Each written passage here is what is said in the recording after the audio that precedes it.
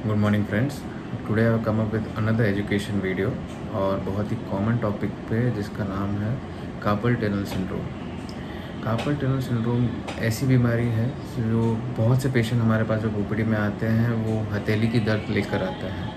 तो सोचा कि क्यों ना वीडियो से हम पेशेंट को जागरूक कराएं कि भाई ये प्रॉब्लम किस में होती है, कैसे होती है और इसके ट्रीटमेंट अवेलेबल्स क्या क्या हैं हमारे पास।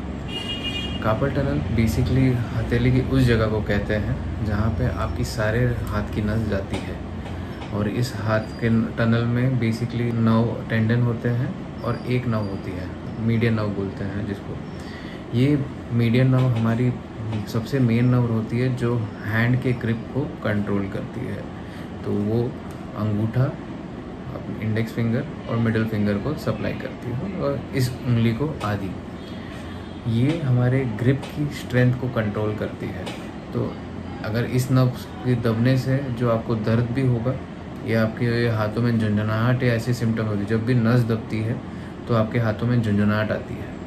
तो अगर आपके जैसे ही नस दबेगी तो आपको झंझनाहट या दर्द फील होगा, वो बेसिकली ये 3 उंगलियों में और इसमें आदि।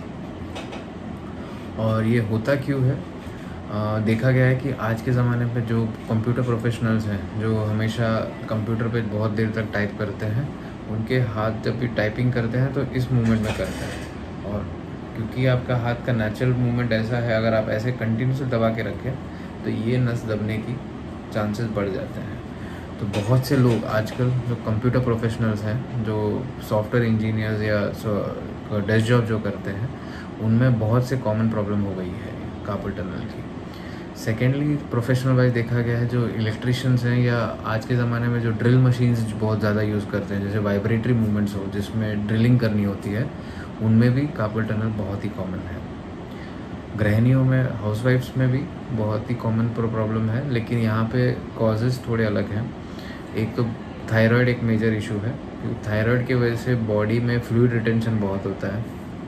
आप वेट गेन करते हो और इसके कारण जो बॉडी की मांसपेशियां हैं वो फूलने शुरू करती हैं और ये फूली हुई मांस उस नस को दबाती है और हाथों में झुंझुनाहट आती है।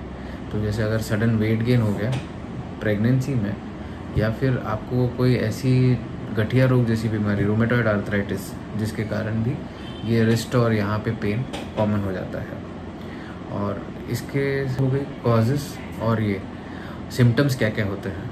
ऐसे पेशेंट को जब भी वो काम करेंगे, या तो उनको नाइट पेन बहुत ज़्यादा होता है, जैसे सोते वक्त उनके हाथों में दर्द अचानक से बढ़ जाएगा, सोने नहीं होता। और सेकेंडली जब ये कोई भी काम करेंगे जहाँ पे उनकी हथेली की मूवमेंट होती है, तो जैसे अगर वो कोई हाउसवाइफ है, अगर वो हाथों से खाना बना रही हो तो अचानक से उनको दर्द जैसे ही 10 सेकेंड्स या 20 सेकेंड्स में रखना चालू हो गया, उनके हाथों का दर्द बढ़ जाता है। उनको लिटरली वो चीज़ छोड़नी पड़ती है, तब जाके वो काम कर पाएंगे, या फिर मूवमेंट चालू करना पड़ता है ऐसे। या तो अगर बहुत सीवियर कंप्रेशन है तो फिर वो पेन कंटिन्यूस भी रहता है, जो बिना गोली के या उससे सबसाइड भी नहीं होता। वर्स्ट केसेस में अगर बहुत सीवियर कंप्रेशन हो जाए तो वो चीज़ें गिरना भी शुरू हो जाती है आपके हाथ से, या तो फिर आपको लगेगा कि जो आपके मसल्स हैं ये पूरे वेस्ट हो गए, या तो फ्लैट होना शुरू हो जाता है। जब ये हो जाता है that is a very dangerous thing, क्योंकि इसके बाद क्या होगा कि आपकी ग्रिप की स्ट्रेंथ कम हो जाएगी। अगर कोई आप चीज़ उठाने की ट्राई करेंगे तो आपको लगेगा कि मेरे उतनी ताकत नहीं है जितनी पहले थी। तो ऐसे समय हमको अर्जेंटली इंटरवीन करना पड़ता है। डायग्नोसिस वाइज इसको क्लिनिकली हम जज करके बता सकते हैं। 2 से 3 टेस्ट हैं जिसके कारण हम डायग्नोस क्लिनिकली इसको कर लेते हैं। लेकिन हमको अगर कोई डॉक्यूमेंट्री प्रूफ चाहिए कि हाँ ये आपको बीमारी है, तो उसके लिए एक इन्वेस्टिगेशन होता है EMG, जहाँ पे हम नसों को टेस्ट करते हैं कि भाई ये नस कहाँ पे दब रही है।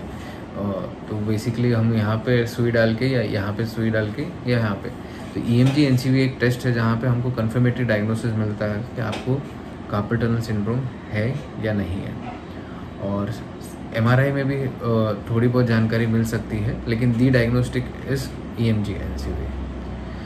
अगर ट्रीटमेंट पे हम बात करना चाहें तो ट्रीटमेंट बहुत ही सिंपल है। अगर आप अर्ली स्टेज पे आते हैं तो मेडिसिन्स और स्ट्रेचिंग एक्सरसाइजेस इसमें बहुत हेल्पफुल हैं, ताकि ये आगे के प्रोग्रेस होने से रोके।